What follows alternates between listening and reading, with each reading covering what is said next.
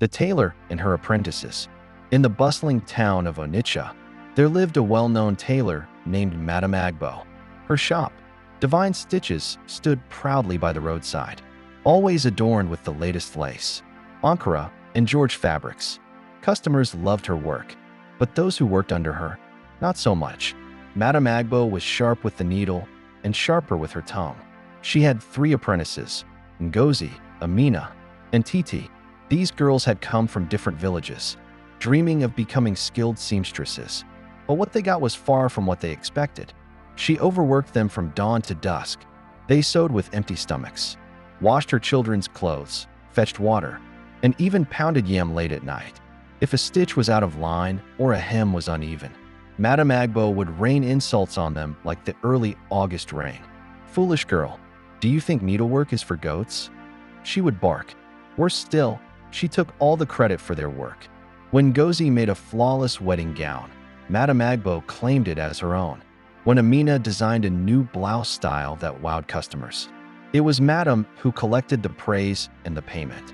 Titi, the quietest of the 3, often wept at night, her pillow soaked with silent tears. But the girls endured. They watched, learned, and planned. One Harmattan morning, a wealthy woman named Chief Mrs. Olakin came to place a big order, 30 Asoabi dresses for her daughter's wedding.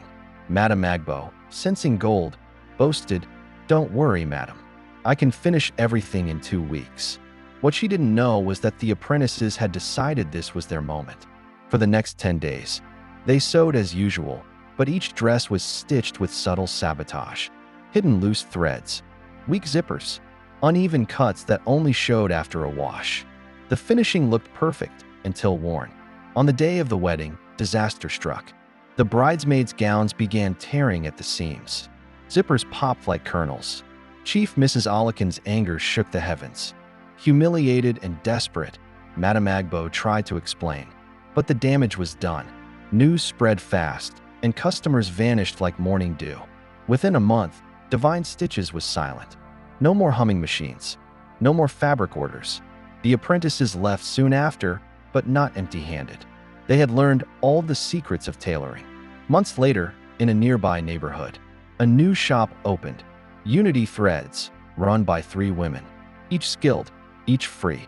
Their work spoke for itself, and customers returned, saying, "They sew even better than Madame Agbo." When Madame Agbo passed by and saw her former apprentices laughing, taking orders, and being respected, she finally understood the needle cuts both ways.